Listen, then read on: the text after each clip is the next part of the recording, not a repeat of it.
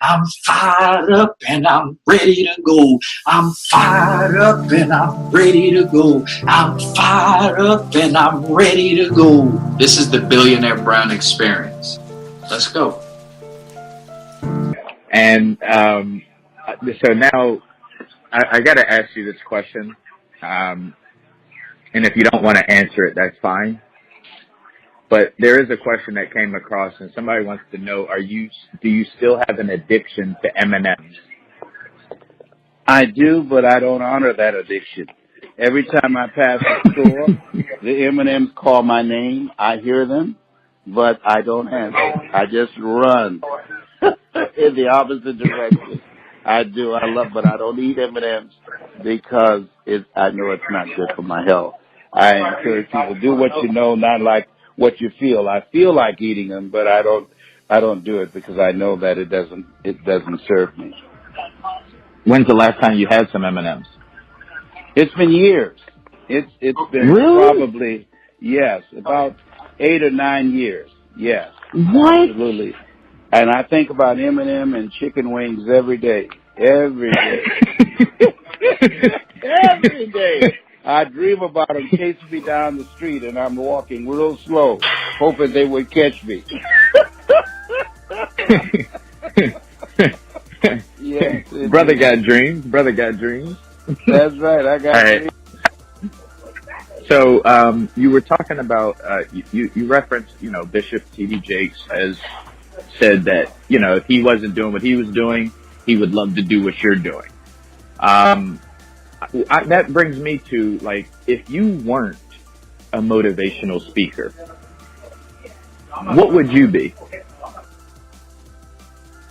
I think that I would be a community activist. That's what I used to be when I was in Miami, when I was in Columbus, Ohio, which I discovered that part of myself. People in Columbus, Ohio know a different kind of Les Brown than the world knows. I lost my job in 1980 because I was editorializing against police deadly use of force. And so during the time that it was unpopular, I did editorials on a daily basis condemning police brutality and police deadly use of force to such an extent in Columbus, Ohio, the police department on the shooting range, they used to have my picture there because I was so hated and despised by them because of my position against them.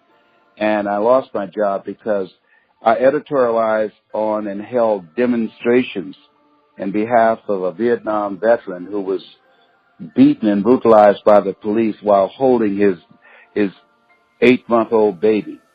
It was called the Tahiti Incident on Broad Street in Columbus, Ohio. And shortly thereafter, my editorial, I was fired from radio, and then shortly thereafter, I ran for state representative, and I had a slogan, stand up for what you believe in because you can fall for anything.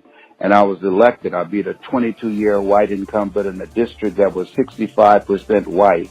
I got 26,000 votes to his 3,000 votes. Wow. Okay, so I came across this gentleman named Hawk Newsom, and he's someone. It's a huge influential individual that's coming through the ranks. You've probably seen him on CNN or any other major publication. He's the president of the Black Lives Matter movement of all of the greater New York. And he's been on here on the podcast. He's become a good friend of mine as well. He said he says you are someone that he admires, wants to be like, and he says he's coming. He claims that he's going to be the next Les Brown. He can't wait to meet you one day. To dream of him on his bucket list. Yeah. I would love to meet him. I'm not familiar with his work, but I would love to meet him. I'm familiar with Black Lives Matter, but what is your thoughts about them?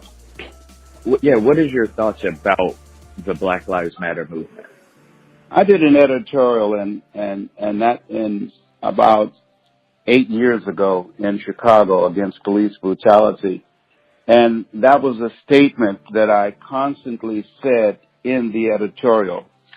And I think it's a very good movement. I think it's very important. I think it's very unfortunate that the President of the United States, as being the demagogue that he is, hijacked the narrative dealing with the protests that Colin, the football player, Colin Kaepernick. Yep. Kaepernick, that he hijacked that and made it about the flag as opposed to about the fact that the majority of unarmed black people that are shot and killed by police officers, they over 92% never go to trial and never spend a day in jail. That the prosecuting attorney has a sweetheart relationship with the police. In order to get justice, we have to bring in an independent prosecuting attorney. The jury and the judge on the side of the police, they know they have absolute power, and absolute power corrupts absolutely. I'm not against law enforcement. My brother-in-law was a police officer for over 30 years in Miami. There are people who join the police force because they want to enforce justice, and there are others who join the police force. A great deal of them are white supremacists and Ku Klux Klan members who hide behind a badge with a gun and have the authorization to take lives and to execute people for just a minor traffic violation, or I thought he was reaching for a gun. It's deplorable. They know they have no consequences. They know that they will not be prosecuted. And as I said, absolute power corrupts absolutely. And I believe the cause of Black Lives Matter is very important. I do think that they should, and I don't know, be open to some counseling and coaching on the most strategic ways in order to approach this and not just go at it full steam without having someone in your ear. As long as I've been speaking and I've been selected among the top 5 speakers in the world, with General Norman Schwarzkopf, Robert Schuller, Paul Harvey, Lee Iacocca, and others, and I got more votes than all of them combined. Every month, I send a check to Mike Williams, who's been my mentor for 48 years.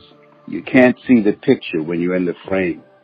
And so one of the things about young people today, unfortunately, that many of them don't understand the fact that it's very important that you get someone who, in your ear, who can see what you can't see with trained eyes, that can save you a lot of mistakes and can help you to achieve your goals much faster than you can by yourself.